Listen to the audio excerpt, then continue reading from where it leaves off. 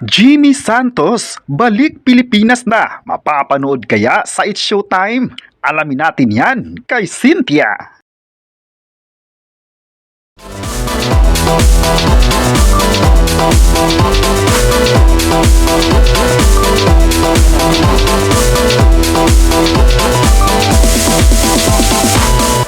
Balik Pilipinas na ang veteran comedian na si Jimmy Santos matapos magbakasyon sa Canada. 2 taon na ang nakalilipas, pinag-usapan ng ginawang YouTube content ni Jimmy na nangangalakal sa Canada. Sa content na iyon ay pinakita ni Jimmy Santos ang high-end machineries sa Canada pagdating sa pagre-recycle ng mga patapong bagay.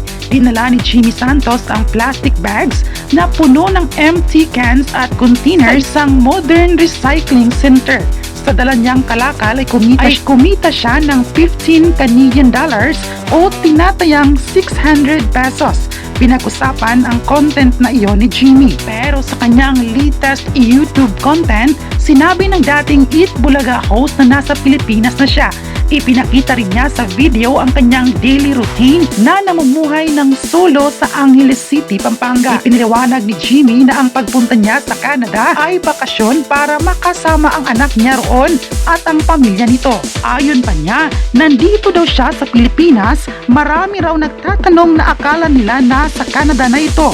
Ayon pa niya, hindi raw totoo ito at pinasyalan lang daw niya ang apo roon para sa kanyang first communion. Binalikan ni Jimmy ang ginawa niyang content ng pangangalakal.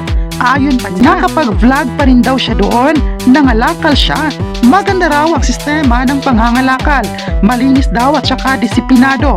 Ang mga Asian countries na ito ay nagbibinta ng kanilang mga dilata, bote at mga kahon. Bukod sa content ng pangangalakal, gumawa rin si Jimmy ng content ng pagbisita sa mga Pilipino sa Canada na may startup food business at ng video ukol sa wine tasting. Hindi tiyak kung kailan nakabalik ng Pilipinas si Jimmy, pero noong Marso ay nakagawa na siya ng content na nasa Pilipinas. Kasunod dito ay pinakita naman ni Jimmy ang pamumuhay niya ng mag-isa sa Angeles. Dahil dito, marami nagkomento na sana kukunin siya ng It's Showtime at isasama sa mga segments ng Kapamilya Noon Time program. Isa si Jimmy Santos sa mga host ng Eat Bulaga ng Jimmy 7 noon at Eat Bulaga na kasalukuyang napapanood sa TV5. Marami nagsabi na bagay naman sa It's Showtime si Jimmy Santos dahil isa siyang magaling na komedyante at matagal nang nagpapaligaya sa sambayanang Pilipino. Ayon pa ng kapamilya, kung mabibigyan ng oportunidad na mapapabilang si Jimmy Santos sa programa ng ABS-CBN ay paniguradong laugh trip ito para sa mga viewers. Alam nila na ang It's Showtime ay matagal ng number 1 sa puso ng sambayanang Pilipino. Ang magiging partisipasyon ni Santos kung sakali ay isang pasabog sa lahat ng mga sumusubaybay sa Noon Time program. Kayo, ano ang masabi nyo na bumalik na sa Pilipinas si Jimmy Santos? Sang-ayon ba kayo rito kung sakaling mapapanood siya sa It's Showtime ng ABS-CBN? At huwag kalimutang i-subscribe ang ating YouTube channel.